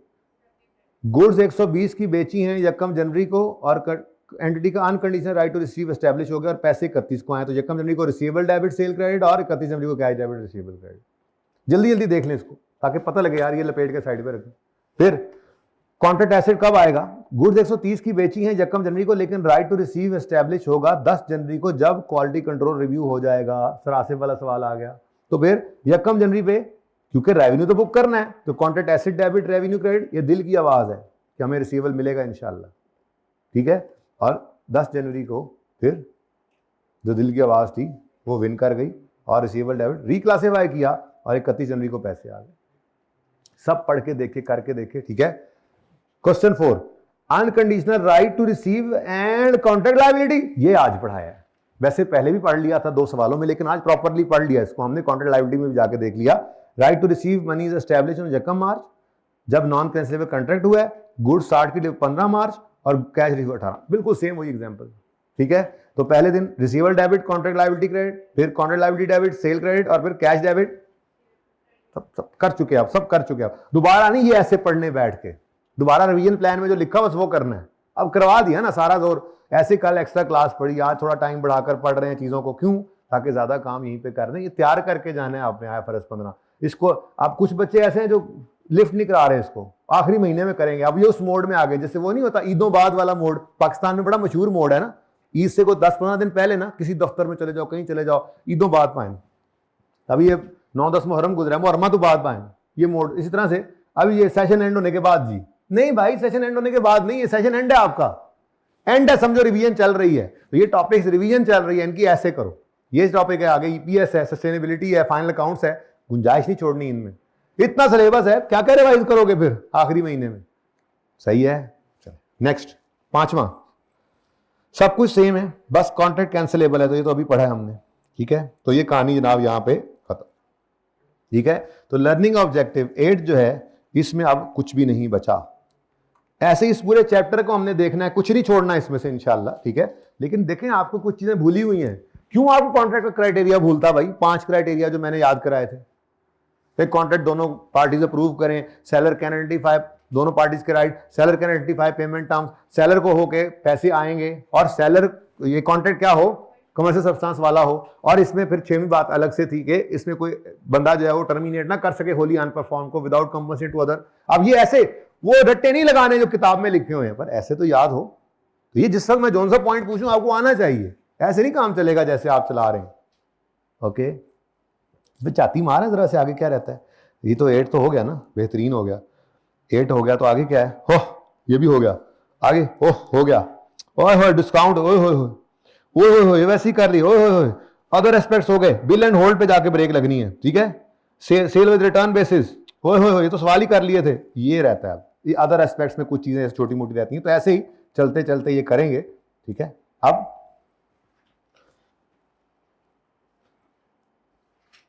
Refund liability पहले किया और डिस्काउंट वाउचर कर लिया है, एक हो गया। अब कस्टमर लॉयल्टी पॉइंट्स, ऐसे रहते छोटी मोटी चीजें रहती हैं, ठीक है ना। ये हल्की फुल्की चीजें, बिल्कुल हल्की आंच पे जो करने वाले काम है। ये चैप्टर खत्म, ठीक है। अब वापस आए, इधरों तो खत्म हो गया, उधरों कितने पहुंचे हैं। तो इससे पीछे अब आपको जो एक मेन चीज नजर आ रही है वो है कॉन्ट्रैक्ट कॉस्ट्स, जो अभी तक रही हुई है कॉन्ट्रैक्ट कॉस्ट, ठीक है। तो ये कॉन्सेप्ट लर्निंग ऑब्जेक्टिव आउटकम 7 जो है ये करना है हमने। इससे पीछे क्या चल रहा है जी, इससे पीछे वही काम है जो हम ऑलरेडी कर चुके हैं। स्टेप 5 आ रहा है, तो स्टेप 5 में कुछ छोड़ा नहीं खास, कोई दुक्का चीज़ रह गई हो तो स्टेप 4 मुकम्मल है, स्टेप 3 मुकम्मल है, स्टेप 2 रहता है, स्टेप 1 ऑलमोस्ट मुकम्मल है। एक चीज़ है कॉम्बिनेशन, कॉन्ट्रैक्ट कॉम्बिनेशन रहती है। तो यहाँ तक सारा पड़ा हुआ है, आगे भी पड़ा हुआ है। तो बीच में एक चीज़ रहती थी क्या, कॉन्ट्रैक्ट कॉस्ट। ठीक है, तो कॉन्ट्रैक्ट कॉस्ट आपको कराने लगा हूँ। ये बहुत आसान, बहुत से ज़्यादा आसान कॉन्सेप्ट है, कुछ ज़्यादा ही आसान बोल दिया मैंने, पर है ही ऐसे, क्या करें। ठीक है जी। तो मुजम्मिल जो है ना, मुजम्मिल कहाँ से आपका ताल्लुक? नहीं, कहाँ से? कश्मीर में, मुजफ्फराबाद में है ना जनाब। आपको पता ही है मुजफ्फराबाद में कौन सा वो दरिया गुजरता है, नीलम, वो जो आता है, ठीक है, दरिया नीलम। अब उसके ऊपर एक पुल बनाना है, 2 आते हैं, जेलम भी आता है सर। कौन से वाले पे बनाना है पुल? जेलम पे बना लें। तुम्हारे घर की तरफ जो आता है शॉर्ट करके जरा पुल बना दें, बोलो। हैं, सेंटर, कोई एक पुल बना दो यार प्लीज भाईजान। वहां पे हुकूमत ने कहा है कि एक पुल बनाना है, ठीक है। और अब हम कॉन्ट्रैक्टर हैं, ठीक है, हम गवर्नमेंट कॉन्ट्रैक्टर हैं। और मिसाल के तौर पे अब मैं गवर्नमेंट कॉन्ट्रैक्टर हूं, ठीक है, और ये मेरा मैनेजर है, ठीक है। और मैनेजर को मैंने साथ लिया, वैसे भी नहीं, बल्कि मैनेजर कौन है, मैनेजर अब्दुर्रहमान है, ठीक है, मैनेजर अब्दुर्रहमान, ठीक है। अब्दुर्रहमान को साथ लिया, सिविल इंजीनियर है ये, ठीक है, और इसको मैं साथ ले गया। मुजम्मिल से हमारी बात हो गई थी कि हम आ रहे हैं तुम्हारे इलाके में, वहाँ पुल हम बनाएंगे यहाँ पे, ठीक है ना। अब वहाँ पे जाकर जो है वो हमने कुछ खर्चे इनकर करने हैं, ठीक है। बेसिकली जा इसलिए रहे हैं वहाँ पे कि जाके देखें तो सही जो पुल बनना है वो किस पहाड़ से किस पहाड़ तक जाना है, ठीक है, क्या कितना मटेरियल लगेगा, कितनी लेबर लगेगी, कितने खर्चे हैं, क्योंकि हमने प्रपोजल बिड तैयार करनी है। क्योंकि हमने वो मतलब वो बिडिंग में जब हम, वैसे पता नहीं क्या करते हैं ये लोग, लेकिन असूल तो यही है कि कॉन्ट्रैक्टर्स जो हैं वो अपनी क्वालिटी को सामने रखते हुए, जो क्वालिटी उन्होंने मांगी हुई है उसको सामने रखते हुए अपनी बिड बनाकर हर बंदा जो है वो कागज़ में बंद करके देता है, और वो खोली जाती है। जो लोएस्ट बिड होती है अच्छी क्वालिटी वाली, उसको सिलेक्ट किया जाता है। असूल तो यही है, तो हम अज्यूम करते हैं ऐसे ही चलेगा, ठीक है ना, वरना यहाँ पे ऐसे चलता नहीं है। एनीवेज, अब हमने जाके देखना है फिर यहाँ कहाँ पे कैसी, कितना मटेरियल चाहिए, कैसा इक्विपमेंट लगेगा, कितना जो है वो यहाँ करीब से कौन मटेरियल कौन सा मिल जाएगा, कौन सा दूर से आएगा, ये सारी चीज़ें सामने होंगी हमारे तभी, ठीक है। तो लॉजिस्टिक वाला भी हम जो है वो अपना मैनेजर साथ ले गए हैं, और टेक्निकल मैनेजर भी साथ है, ठीक है। और हमने जनाब खबर कर दी थी मुजम्मिल भाई को कि हम आ रहे हैं इंशाल्लाह, और मिलेंगे वहाँ पे, ठीक है। हाँ, मुलाकात करेंगे। हमारी अकोमोडेशन का बंदोबस्त हो गया, लेकिन आपने हमें टाइम ज़रूर देना है, ठीक है। अब लाहौर से हमने जाना है जी मुजफ्फराबाद, ठीक है। भाई कह रहे हैं डी कर दें, ठीक है जी। तो MZD मुजफ्फराबाद, ठीक है, मुजफ्फराबाद हमने जाना है। अब कुछ खर्चे हैं, ठीक है, खर्चे हैं। सबसे पहला वेरी गुड ट्रैवलिंग कॉस्ट।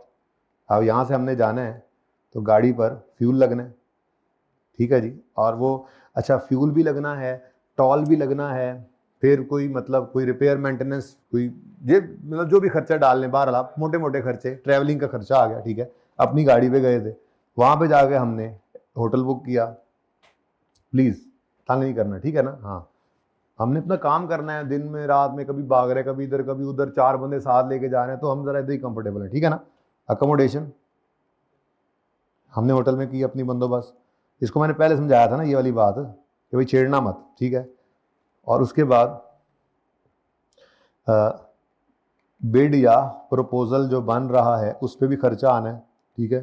खर्चा मिसाल के तौर पे हमने जो ये एक्सपर्ट साथ हैं, लेकिन एक बंदा हम सिर्फ बिड प्रपोजल बनाने के लिए साथ लेके गए हैं, ठीक है। उसका काम यही है कि वो कंप्यूटर के ऊपर बैठ के सारी ये फिजिबिलिटी वगैरह बनाएगा हमारे लिए, ठीक है। ये टेक्निकल लोग जो हैं ये तो अपना काम कर रहे होंगे, भाग दौड़ कर रहे होंगे, बिड बिड प्रपोजल वगैरह।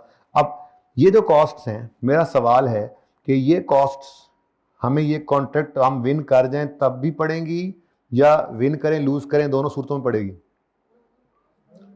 जी देखो भाई, अगर हमें ये प्रोजेक्ट मिल जाता है तब भी ये कॉस्ट हमारी इनकर होनी है। अगर ये प्रोजेक्ट नहीं मिलता, हम लूज कर जाते हैं, तब भी हमें ये कॉस्ट तो पड़नी है, ठीक है। तो इनको स्टैंडर्ड कहता है ये इंक्रीमेंटल नहीं है, ठीक है जी। These are not incremental. Incremental का मतलब क्या होता है? कि कॉन्ट्रैक्ट की वजह से, तो कॉन्ट्रैक्ट की वजह से नहीं है। अच्छा, कॉन्ट्रैक्ट असल में ना देखो हमारा काम है ना भाई, हमने तो अब मैं अगर मतलब एक बिल्डर हूँ, ठीक है, कंट्रैक्टर हूँ, तो फिर मेरा तो काम ही यही है कि मैं जाके अपने से प्रोजेक्ट्स विन करूँ। तो ये तो मेरे बिजनेस का नॉर्मल खर्चा है, ठीक है। मिल सकता है कॉन्ट्रैक्ट, विन कर सकते हैं, हो सकता है ना भी विन करें, डिपेंड करता है, ठीक है। बहरहाल ये not an incremental cost, it is not an incremental cost. ये मेंटल नहीं है, कॉस्ट मेंटल नहीं है, ठीक है, नॉट एन इंक्रीमेंटल कॉस्ट, ठीक है। अब इसका अकाउंटिंग ट्रीटमेंट क्या है? तो IFRS 15 कहता है जी कि देखें जी, आपको कॉन्ट्रैक्ट मिलता या ना मिलता, ये कॉस्ट तो इनकर होनी ही होनी थी, इसलिए आप इसको क्या कर दें, एक्सपेंस आउट। तो अकाउंटिंग ट्रीटमेंट क्या है जी? अकाउंटिंग ट्रीटमेंट है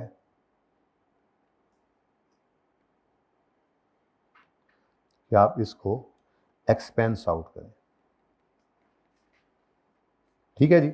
अच्छा, एक छोटी सी एक्सेप्शन भी है, वो फिर बाद में बताता हूँ, ओके। तो अकाउंटिंग ट्रीटमेंट क्या है जी? इसको क्या कर दें जी, एक्सपेंस आउट, ओके।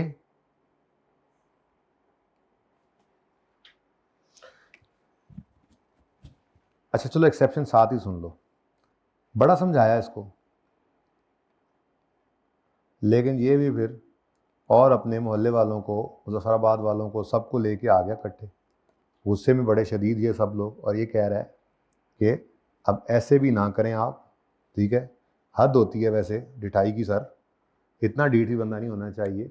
अब हमारे लिए बहुत मुश्किल में हमें डाल दिया आपने, कम अज़ कम दर्जे में हम आपको, और तो कुछ नहीं, तो हम आपको ये अकोमोडेशन और खाने पीने के पैसे तो हम आपको हुकूमत से लेकर दे रहे हैं, हम आपको देंगे, हम ये हो ही नहीं सकता, ये कैसे हो सकता है, सॉरी सर, खाने पीने का तो खाना पीना तो हमारी तरफ से आ गया। अब इसका मतलब क्या हुआ कि अगर इनमें से कोई कॉस्ट, इफ दीज कॉस्ट हुकूमत की तरफ से ही चले, मसलन मिल गए हमें, चले छोड़ने, ठीक है ना, तो अब सेलर, क्योंकि हम सेलर हैं और गवर्नमेंट कौन है, कस्टमर है, ठीक है, या ये लोग खुद ही मिलकर बना रहे हैं, ठीक है, ये पुल खुद बनवा रहे हैं, ओके। तो अब तो ये कस्टमर हो गए ना, ठीक है। मैंने कहा जी जो मर्जी हो जाए, होता रहेगा, कॉन्ट्रैक्ट देखेंगे बाद में, फिलहाल तो हम आपको आने जाने का खर्चा रीइंबर्स करेंगे, जो मर्जी हो जाए। तो इसका मतलब अगर ये कॉस्ट रीइंबर्स हो जाएं, if these cost are to be reimbursed, are to be reimbursed from customer, अगर ये आपको रीइंबर्स हो जाएं कस्टमर से, तो फिर इसको एक्सेप्शन क्या है, इसको एक्सपेंस ना बनाओ, बल्कि इसको क्या कर दो, एसेट बनाओ। इसको क्या करो, आर टू बी, यानी वैसे तो क्या था, हाँ, लेकिन अगर वैसे ये अभी नहीं लिखनी चाहिए थी, चले खैर,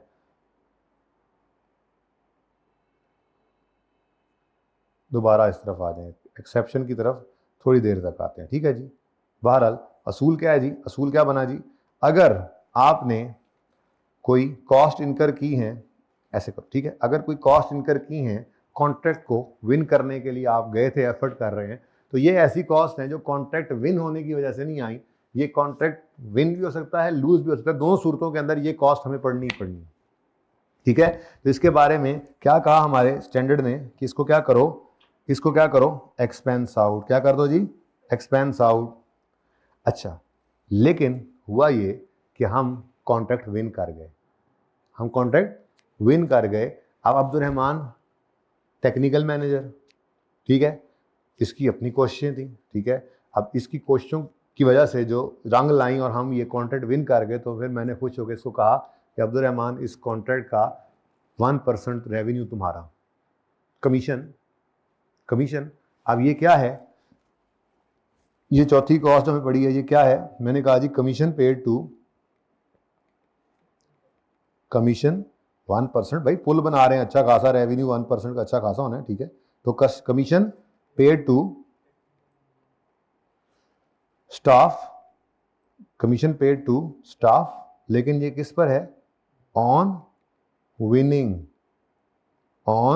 विनिंग द कॉन्ट्रैक्ट। तो ये क्या इंक्रीमेंटल नहीं है? बोलो, ये तो कॉन्ट्रैक्ट विन किया है तो कॉस्ट पड़ी है, अगर कॉन्ट्रैक्ट विन नहीं करेंगे तो ये कॉस्ट नहीं पड़ेगी। तो स्टैंडर्ड कहता है कि ये क्या है? ये इंक्रीमेंटल कॉस्ट है। ये क्या है? ये इंक्रीमेंटल है।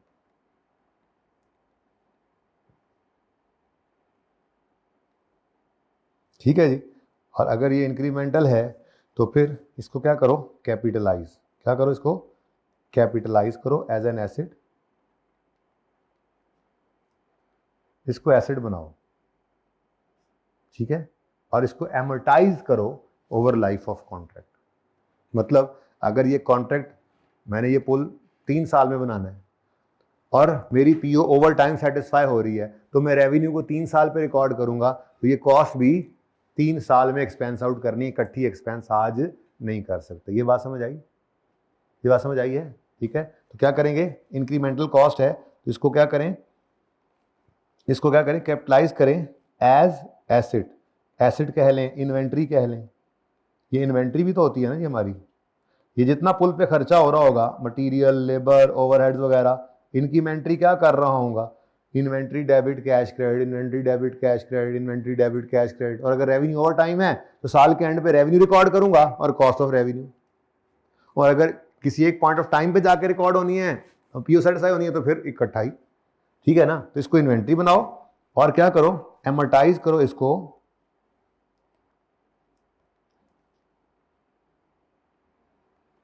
एमोर्टाइज over the period of contract. ठीक है,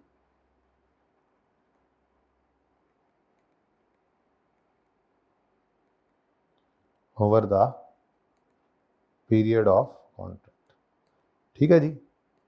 तो ये पहले जरा अकाउंटिंग ट्रीटमेंट दिमाग में रखें। एक्सेप्शन में माजरत पहले बोल गया था। अब सादा सा रूल है कॉन्ट्रैक्ट कॉस्ट का।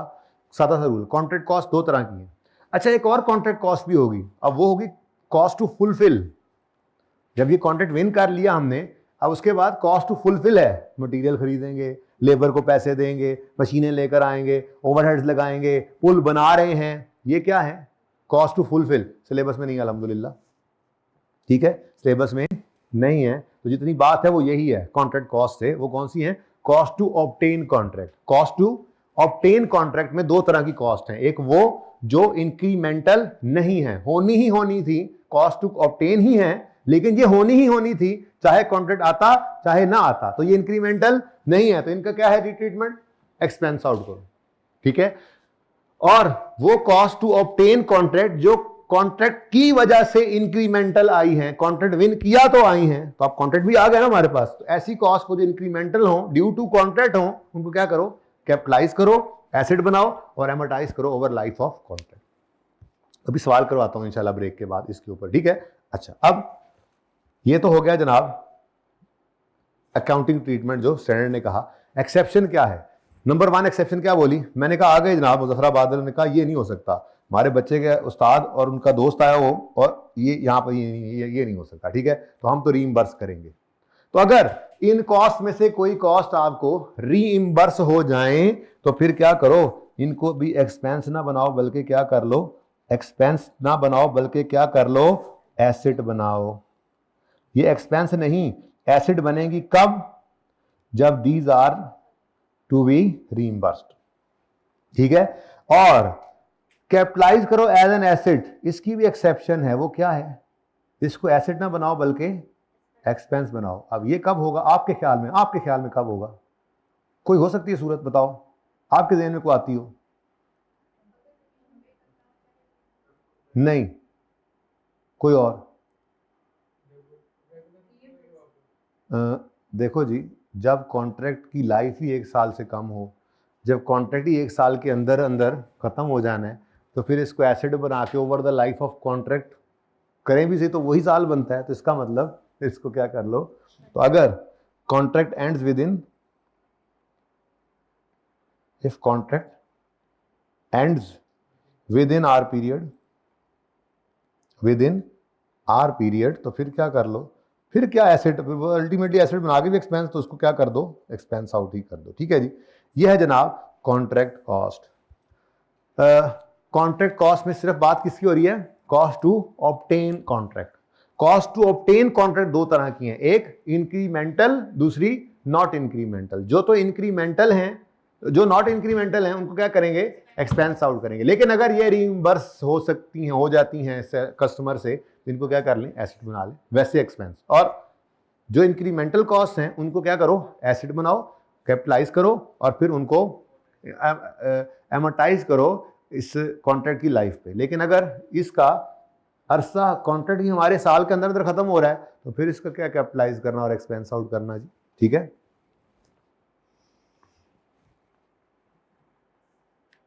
सही है। चल, अब ये जरा यहां से पढ़ते हैं।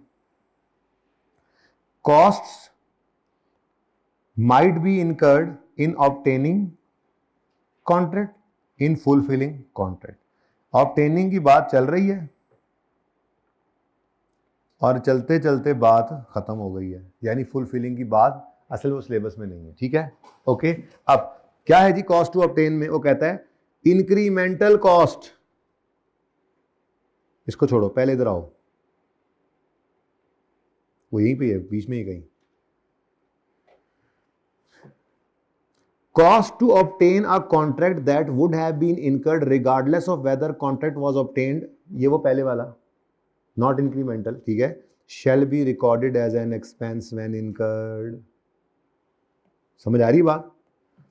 Cost to obtain contract जो कि आनी थी, चाहे contract मिलता ना मिलता, जिनको मैंने क्या कहा है जी? not incremental, are recorded as an expense when incurred। लेकिन exception क्या है? unless these costs are explicitly chargeable to customer regardless of whether contract is obtained, और अगर वो कस्टमर से रीइंबर्स हो जाए तो फिर एक्सपेंस नहीं, फिर जाहिर है एसेट बनाने वाले। ठीक है, अच्छा ऊपर आओ जी। An entity shall record an asset the incremental cost of obtaining contract with customer if entity expects to recover those costs। हाँ ठीक है, एक्सपेक्टेशन होगी तभी। ठीक है, अब आगे कहता है the incremental cost of obtaining the contract are those costs that an entity incurs to obtain a contract with a customer that it would not have incurred if contract had not been obtained, for example sale commission। बस इतनी सी बात है हमारी, इससे ज़्यादा नहीं है। ठीक है, तो अब इसको थोड़ा सा एग्जाम्पल से समझेंगे, 10-15 मिनट इस पर और लगाएंगे इंशाल्लाह, लेकिन पहले थोड़ी सी ब्रेक करेंगे क्योंकि मुझे लग रहा है कि हम थोड़ा थक रहे हैं। पार्ट 1 क्लोज कर दें।